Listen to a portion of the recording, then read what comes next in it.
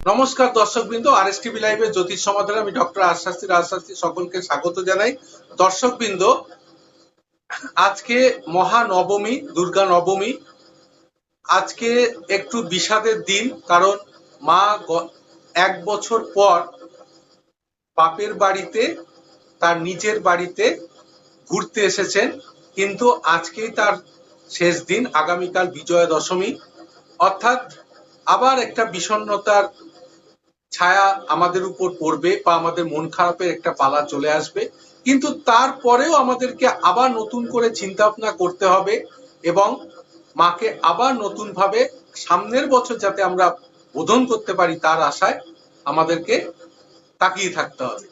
তো এই যে টানাপোড়েন, তার মধ্যেই আমাদেরকে আজকের এই নবমী অনুষ্ঠানটাকে ভালো করে পালন করতে হবে এবং এই শুভ তিথিতে, শুভক্ষণে আমার পক্ষ থেকে এবং আমার চ্যানেলের পক্ষ থেকে সকল দর্শকবৃন্দ, ক্লায়েন্ট, পরিজন সকলকে আজকের এই শুভ নবমী বা শুভ দুর্গা নবমীর প্রীতি, শুভেচ্ছা, আন্তরিক অভিনন্দন।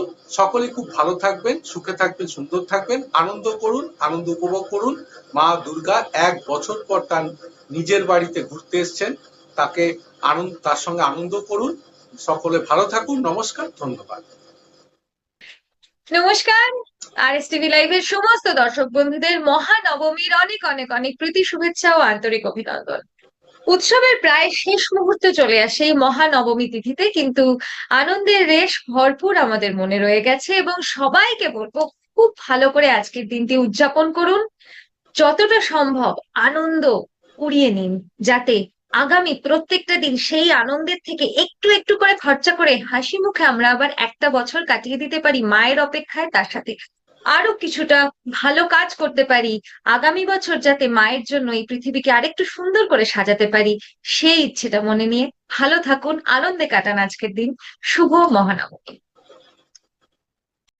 আপনারা দেখছেন আরএসটিভি লাইভে জ্যোতিষ সমাধান অনুষ্ঠান।